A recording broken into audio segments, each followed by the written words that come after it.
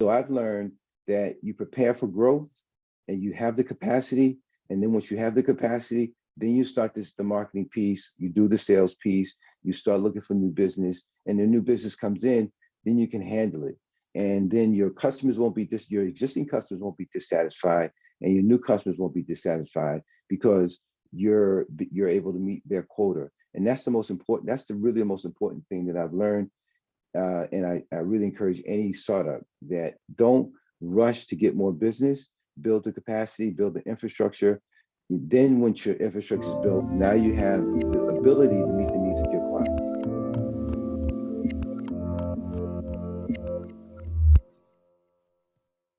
Hey everyone, this is Devin Miller here with another episode of The Inventive Journey. I'm your host, Devin Miller, a serial entrepreneur that's grown several startups into 7- and 8-figure businesses, as well as a founder and CEO of Miller IP Law, where we help startups and small businesses with their patents and trademarks.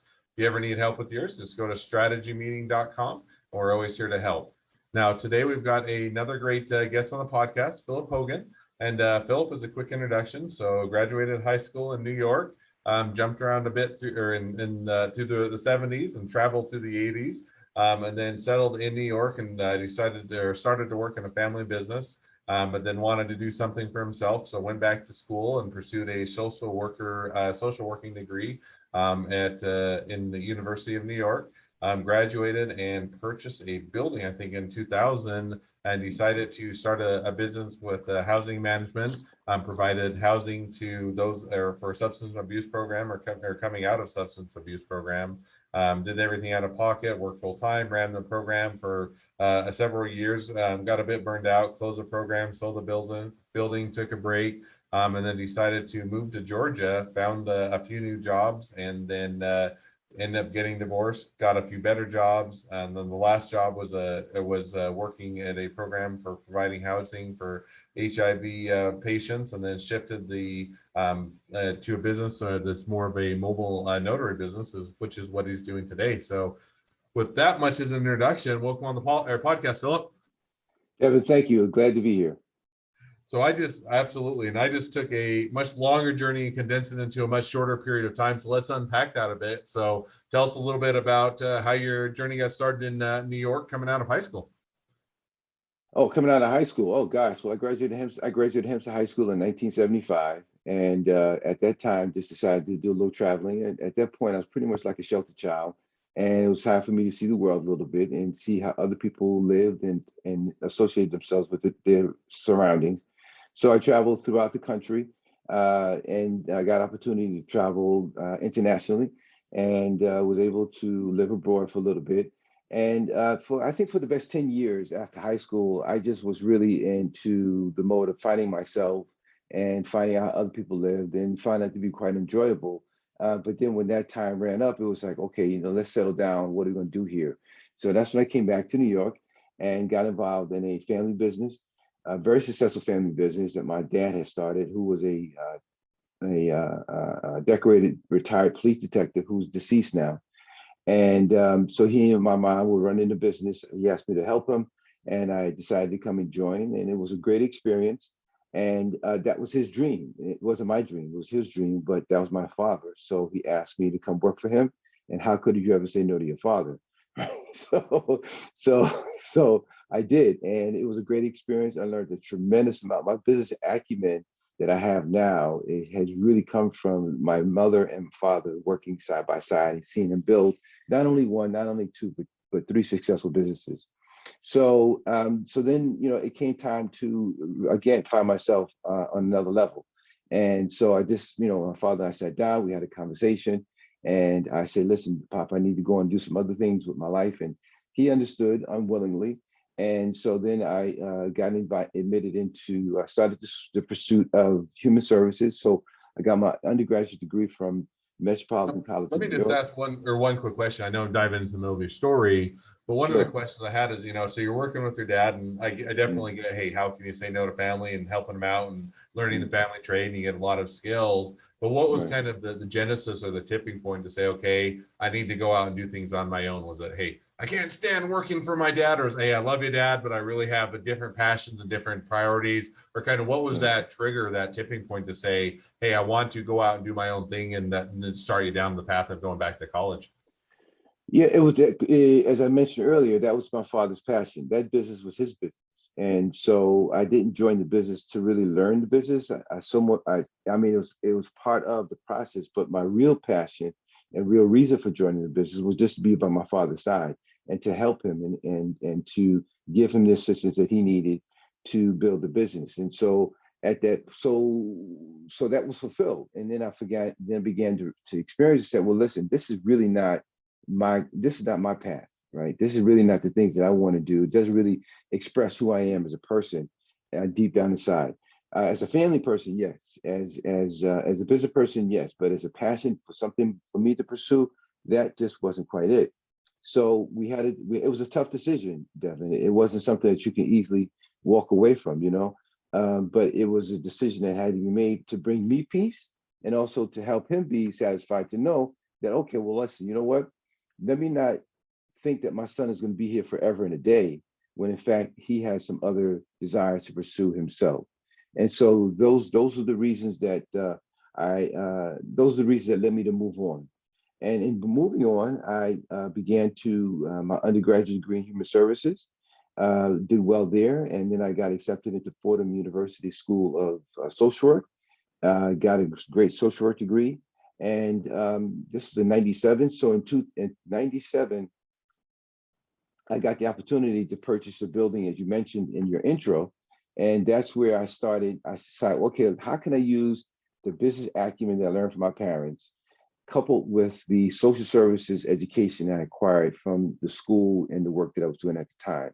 And at the time, I decided that let's open up a transitional living community for adult men formerly incarcerated, nonviolent drug offenders in Brownsville, Brooklyn, New York. So in 2000, October 2000, we opened up Housing Matters of New York and converted it into a nonprofit and began providing the services to help these men transition back into everyday life.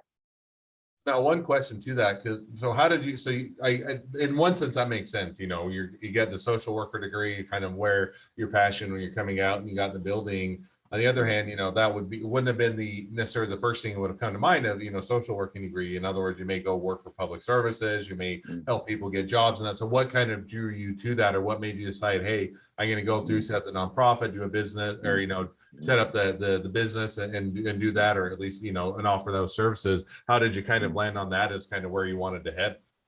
Sure. And so at the time, in 1993, I got hired with the Health and Hospital Corporation outpatient substance abuse program. And there we were treating, our clients were those mandated into treatment for substance abuse by the Division of Parole, Administration for Children's Services, and other state type run agencies that are required to monitor the movement of those that have been admitted into their programs.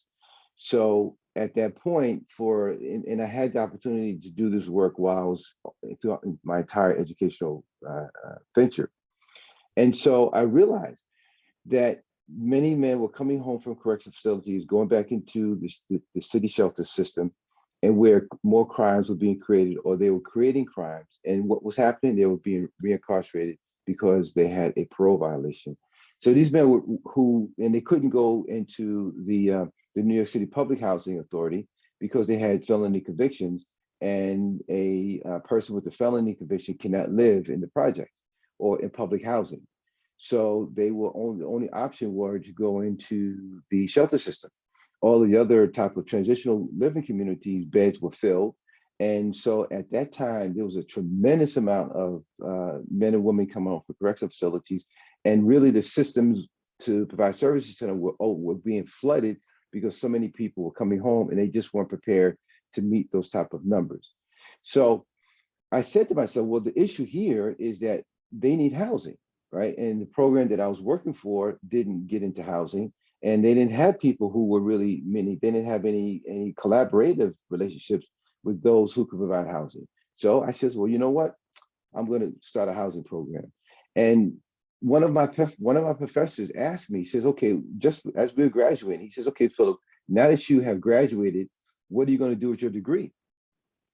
And I said to him, I wanted to get into housing. And so when I graduated, the opportunity to purchase this building became available, and I did just that.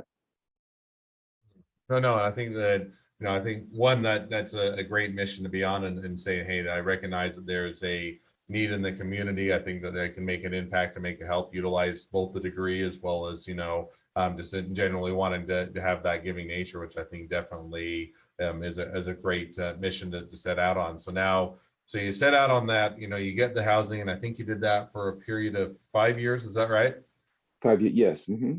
And then I think, as you mentioned, or as we chatted a bit before the podcast, at the end of towards the end of that 5 years, you got a bit burned out. In other words, there's a lot of Yeah. time, a lot of effort. You're having to, spend a lot of extra, spend a lot of your, I'm sure, nights, weekends, all of your free time thinking about it, running it, and otherwise doing it. And so you're coming out and saying, okay, I'm getting a bit burned out, which definitely understand. And so now, as you're saying, okay, I'm getting burned out, and I want to do something else. I want to shift or a pivot or adjust. Kind of, how did you decide, okay, as I'm burning out and I want to do something else, what was going to be the next part of your journey? Sure. Well, we became a nonprofit. We got our 501c3, and we got some funding, some private funding, some state funding, and some city funding. And so we were doing well in regard to, we had more need for the services opposed to the funding for the services. And so I was doing my best to convince those at the city and the state level that this is a program that is essential for this community, and your involvement financially and proactively would make a huge difference in the community, because these men are coming home. These men committed crimes. They came from these communities. They committed crime in these communities, and they're going to come back to these communities. And if they don't have any place to live, guess what? They may do more crime that would then hurt the community, in addition to put them back in prison. So rather than see that happen, let's join an organization that is there to meet the needs of both the community residents as well as the formerly incarcerated. So both parties could possibly have their needs met. Well, the community quite didn't see it that way. And after just repeatedly speaking to a number of individuals, I got between working full time, raising a family, 2 children and a wife, and have my own private home, and then just trying to tend to the needs of the business. I got torched. And so I had a conversation with the board president, and I let her know where I was, and it was a very difficult decision, because we thought that we were really on the right track to make a difference in the community. But after some soul searching, after the admission of me being just completely burned out, we decided to suspend the services. So we went on ahead and transitioned the men from the building into other programs so that they can continue on with their treatment. And when the building was completely empty and all residents' personal property had been transferred to their new residents, that's when I put the building up for sale and I sold it. And really, Devin, as I look back, that time I had been working hard from probably about 1993 to 2005. I mean, it was just chasing the education, the career goals, the educational goals, the family goals. And so when I stopped in 2005, I hadn't realized I had been not running, but working so hard and so focused on meeting the goals that were placed in front of me, that I was due for a good break. And so at that time, also, my son, who is now 27 and lives in Georgia, was graduating from his undergraduate. He was graduating from his junior high school. His elementary school went to the 6th grade, and he would have had to travel to a largest high school, junior high school, in another part of Queens, New York. And my son had never traveled underground to trains and buses and public transportation before in his life. So to put Philip on a bus or train and say, okay, this is how you get to school, it just wouldn't have worked for him. And I knew that. So, my wife and I at the time decided, well, what's the next best thing to do? We had some friends in Georgia, and they invited us to come down, check some things out. And so we drove down to Georgia, and I said, this is a place where I think Philip and his sister can continue to live and grow up in a slower environment, a safer environment, where we could be a part of a community. And so that was the decision. And we relocated to Georgia in 2005. And I say, okay, and I think that definitely, making the move for the family, saying, hey, we need a environment will be, good for school. Both that, I don't know that I'd want to put my kid on the subway or have them go out in the world. I'd probably be a bit too protective. And I definitely get where that desire comes in, says, okay, I'd like to, make that transition, that shift. And it's a good time to do so as he's moving along in his education. And he's doing that now on the career side, as you're now moving into a different area, something that you're, I would assume that without or having, comparing to the side, New York and Georgia are going to be a bit of a different environment and different things that are going on. And then so how did you kind of transition your career, or what did you do as you're moving into a new town, probably not knowing it, other than having maybe a few friends, not knowing as many people or having connections? How did you kind of land on what the next phase of your career was? That's a great question, Devin. And I'm an adventurous person. So, we just decided that Georgia was a great place to live. The economy was pretty stable. This part of I live in the Atlanta region, and so this part of Georgia was really up and coming. And so I says, let's go for it. So we packed up and literally came back, liquidated the real estate we had in New York, and my son and I first came down. And so I felt that since I had a very good education from a tremendously well-known school, both undergraduate and graduate level, that I shouldn't really, and then I had the experience, and I shouldn't have any problems finding a job. And I didn't have problems finding a job. I just didn't have problems finding a job that I could earn the type of money that I was earning in New York. That was the challenge. Right? So I found myself, leaving jobs and taking another job for the sake of the money, opposed to the really passion for the work that I was doing. And I had my family, we had built a home in Georgia, so I had responsibilities, and I had to make decisions for the welfare of my family.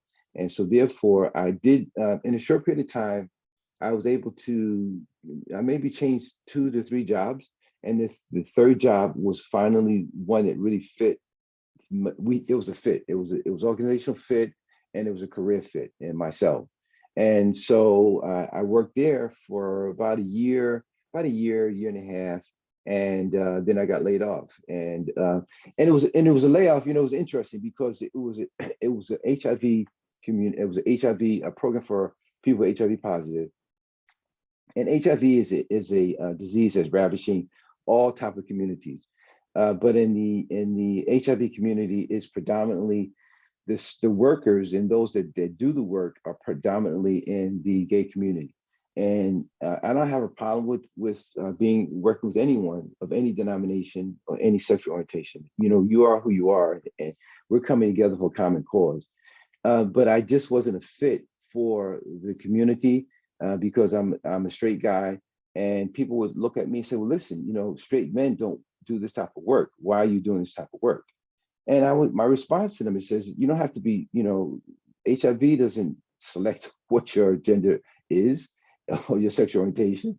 It is what it is." And so we have to be open-minded to all walks of life, for workers as well as those that come to us for assistance. But it became an issue as to my sexual orientation in a industry where straight African American men are not known to work. So that became more of an issue opposed to the issue that brought us to the table, which was the clients that are HIV positive. So it was a mutual decision for me to be released because I just wasn't a fit for that particular assignment.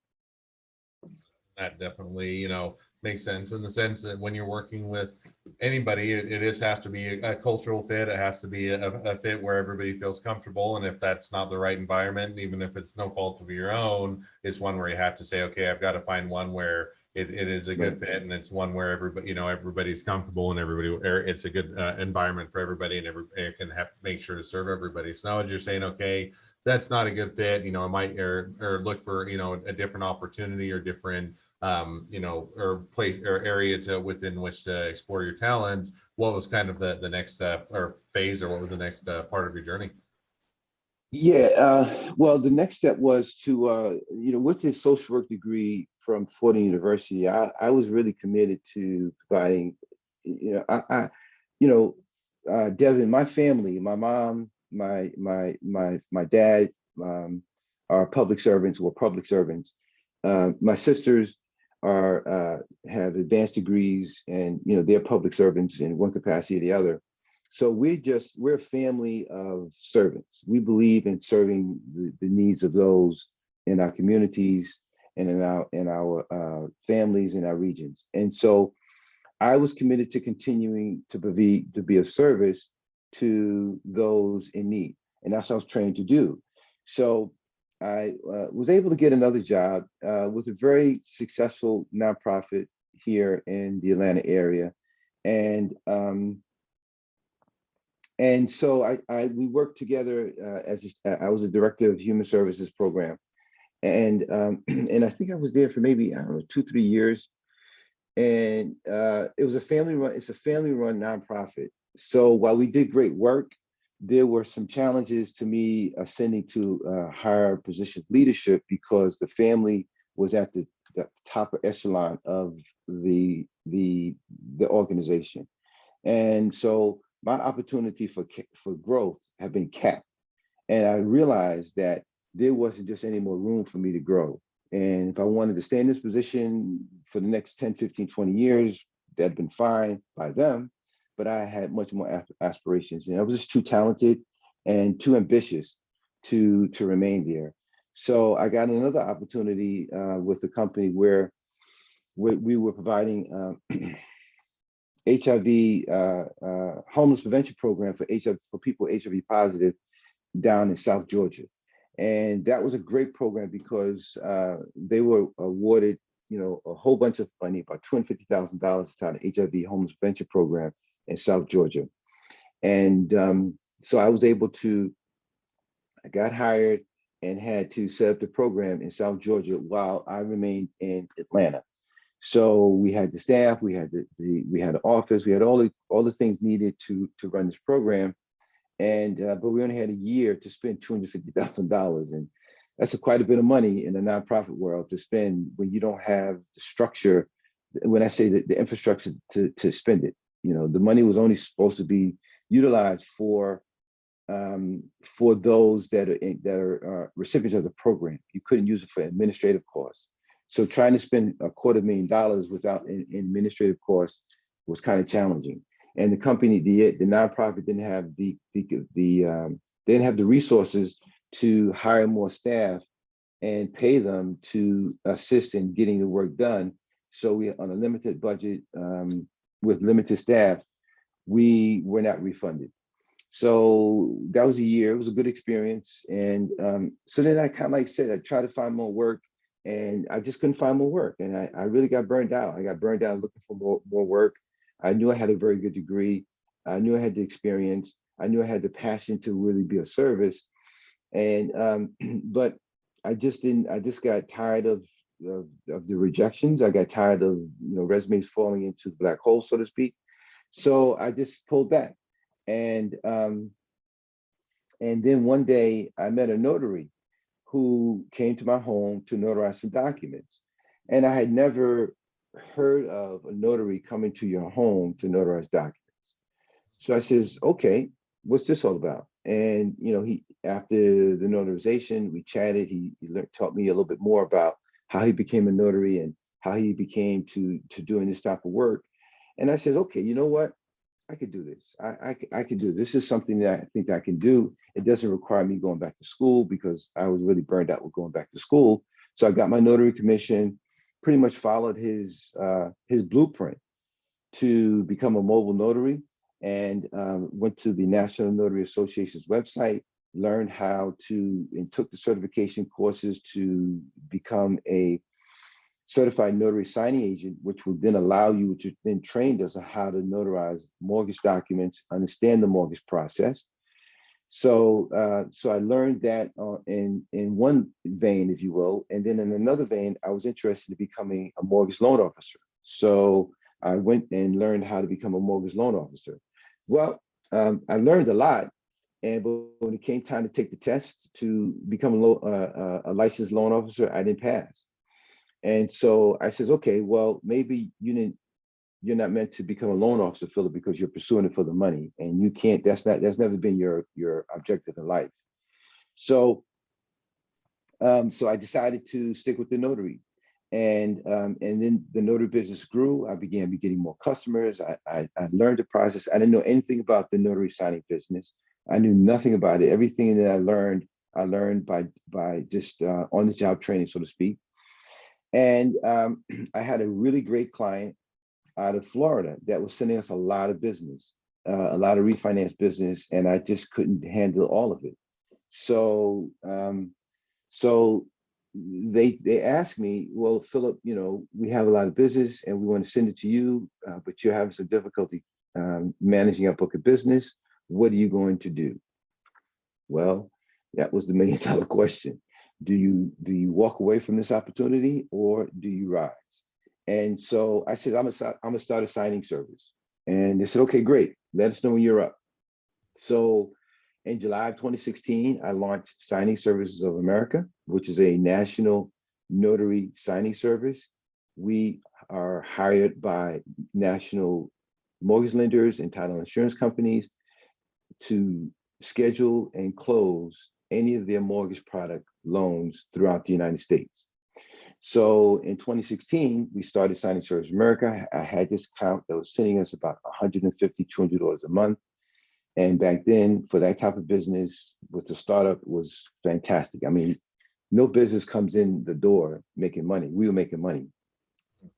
But I was learning along the way at Devin. So fast forward, we got through 2016 with some bumps and bruises. But 2017 is when things kind of like fell apart, and the business, that company went out of business, and that was my main source of revenue. And so I had to really learn the sales side of the business, and so I had to learn the marketing side of the business. And then, between the two, I was just able to piece together smaller accounts that can allow us to continue to keep the doors open. I did hire one person in 2016. I had to let her go in 2017. And so in 2017 is when I was really pushed to the brink of, I don't think this is going to work, Phillip. You're going to have to walk away from it, So in that year, Devin, it was a very trying time. I used to listen to a lot of motivational tapes or YouTube videos. I talked a lot, I prayed a lot, I cried a lot. I challenged myself to get up every day. I was very depressed. Many days I didn't want to get out of bed. Many days I got out of bed, but then we're going to the office. But I think that office was a big part of me hanging in there, because I had a rental agreement with my landlord, and it was, whether you close the doors and never do business again or not, you still have to pay your rent. And so I said, well, shoot, if I close the doors and go home, guess what? I still got to pay rent. So I got to pay rent. Then I might as well stay here and fight. And that was one of the things that really kept me going. Is that, you got to pay this rent, Phillip. And if you got to pay the rent, then you might as well fight it out. So days were long then, Devin. They were very long. Days would start at 9 o'clock, and sometimes they went into 1, 2 o'clock in the morning. But that's what was required. And so we got through 2017. And when I got through 2017, it was a major breakthrough, man, because then it was like, okay, you could do this, Phillip, And so 2018, had its own set of issues, but we never had the kind of financial issues we did in 2017, right? There were other issues, right? And I'd be happy to talk about those, but I'll let you ask some questions or something.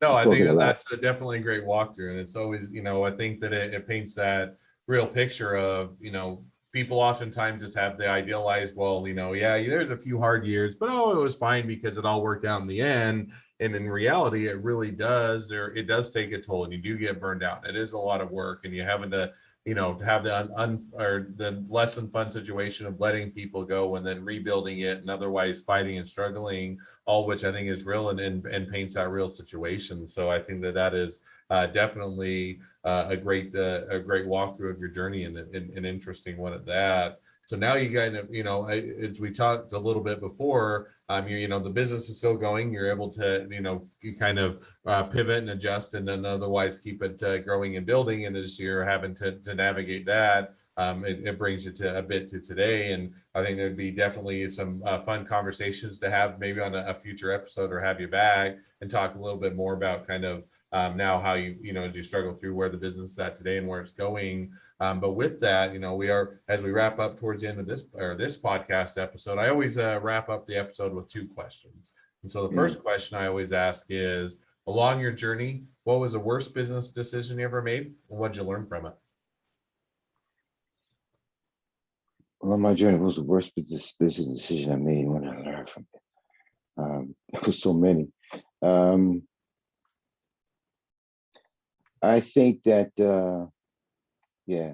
I think the worst business decision I made, Devin, was to walk away from my father, and walk away from my father's business. I think that while he understood it, it was very painful for the both of us. I'm his only son, and that was his legacy. And it would have been, as I look back, it would have been an honor to be able to continue on my father's legacy and not allow another family person to do that, right? So I think that was the worst business decision. No, I think that's, that is a hard one, in the sense that I've worked with family on some businesses, and it's oftentimes worked out great, but it does have that layer of complexity, and it does have that layer of, is it one, you're having to deal with a family dynamic, and two, you're doing it for other motivations, and sometimes it's the right decision to walk away to preserve a relationship or to explore or go after your passion. Other times you're looking, saying, hey, I wish I'd stuck around, or it could have been, it turned out differently. So I think that is definitely a mistake, or the worst decision, but also definitely one to understand, and it allowed you to pursue or some of the other passions that you had.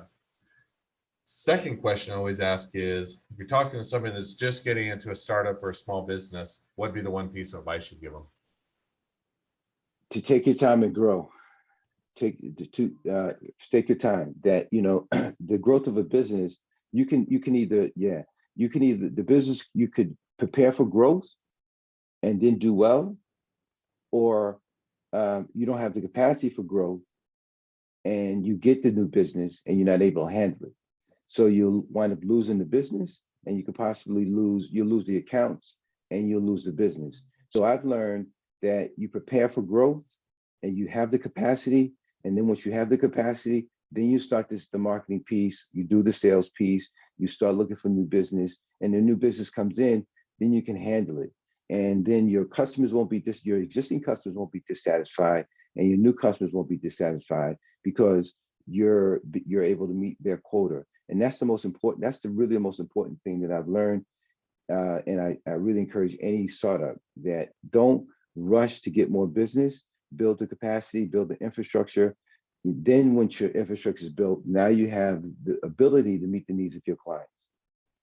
No, and I think that's a great piece of advice. And I think that, oftentimes we are focused on growth, and growth is a great thing for businesses. If you're not, growing can bring in more revenue and that, but if you're so focused on growth, oftentimes you aren't focused on, you lose track of the customer service, or otherwise providing a good service to your customers and taking care of them and all of those things. And it can have that negative repercussion of, hey, yes, we're growing. On the other hand, our clients are unhappy, and has that negative long-term impact on your business. Whereas if you can set it up to have that structure and that ability in place, so that as you grow, you're able to meet the needs of your clients, it's a much better path forward. So I think that's a great takeaway and a great piece of advice. Well, as we wrap up, if people want to reach out to you, they want, they're looking for a mobile notary, they're wanting to be a customer, they want to be a client, they want to set up their own, and they want to pick your brain about how you've done it. They want to be an investor, they want to be an employee, they want to be your next best friend, any or all of the above. What's the best way to reach out to you, contact you, or find out more? Sure, I'd be happy to talk with you and anyone else on anyone of your in your audience, Devin. So my email is phogan, that's PHOGAN at signingservicesofamerica.com. Our website is signingservicesofamerica.com, and our telephone number is 770-984-5398 or 99. Well, I definitely encourage everybody to check out any or all above, email, website, or give them a call, because definitely is a great service for those that are in need. And I think, and also an interesting business opportunity for those that may be wanting to look into it. So, well, thank you again for coming on the podcast. It's been fun. It's been a pleasure. Now, for all of you that are listeners, if you have your own journey to tell and you'd like to be a guest on the podcast, we'd love to have you. Feel free to apply to be on the show. Just go to inventiveguest.com and play. A couple more things as listeners: make sure to listen, make sure to subscribe, make sure to share, leave us a review. In other words, help us make sure that we can share these journeys with all the other entrepreneurs and startups out there, so they can be helped along their journey as well. Last but not least, if you ever need help with patents, trademarks, or anything else for the business, just go to strategymeeting.com, grab some time with us to chat. Well, thank you again, Phil, for coming on the podcast. It's been fun. It's been a pleasure, and wish the next leg of your journey even better than the last. Devin, it's been a pleasure being aboard. Thank you so much for the opportunity.